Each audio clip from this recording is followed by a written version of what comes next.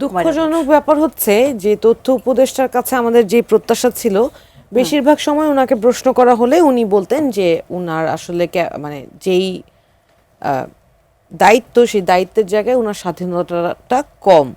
বিভিন্ন রাজনৈতিক দলের নানান চাপ এবং ভাগাভাগির বিষয়টাও কিন্তু উনাকে একেবারে মিডিয়ার সামনেই উল্লেখ করতে দেখেছি। পদ পদবি কাজ থেকে শুরু করে সব কিছুই বিদ্যমান যে রাজনৈতিক দলগুলো ছিল, আমরা তো জাস্ট নতুন রাজনীতি করতে এসেছি, ইলেকশনের 2 মাস আগে আমরা নিবন্ধন পেয়েছি। এই যে একটা বড় সংকট, আপা বলছিলেন যে রাজনীতির মাঠ থেকে নারীরা একেবারে নাই হয়ে গিয়েছে।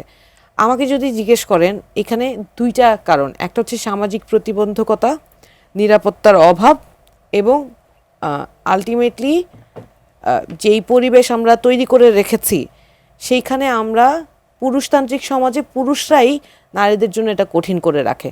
2টো উদাহরণ দেই। ধরেন একজন বোন যখন রাজনীতি করতে আসতে চায়, সক্রিয়ভাবে অংশগ্রহণ করতে চায়, তার নিরাপত্তা কি হবে সেটা রাষ্ট্র এনশিওর করা উচিত।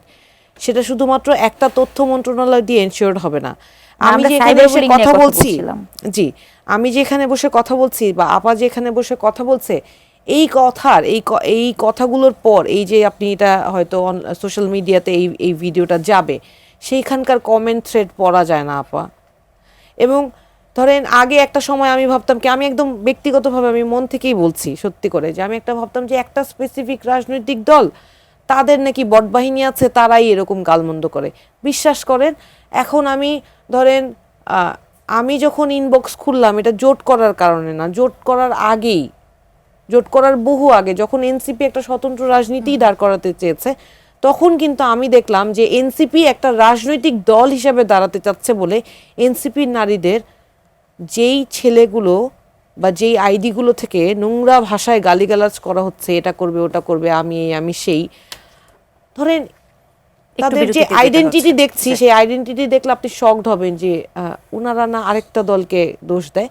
আমার আইডিওলজি বলে যে আমি কোনো মানুষকে বিনা কারণে আঘাত করব না, কিন্তু আমি দেখি যে রাজনীতিতে এই পুরুষতান্ত্রিক সমাজে নারী কমিশনের প্রস্তাবনাও আলোচিত হয় না, আবার এই এই রাজনীতিতে নারীদেরকে সুযোগ না দেয়া হলেও নারীদেরকে আক্রমণ করার জন্য সফট টার্গেট হিসেবে প্রত্যেকটা রাজনৈতিক দলই ব্যবহার করে।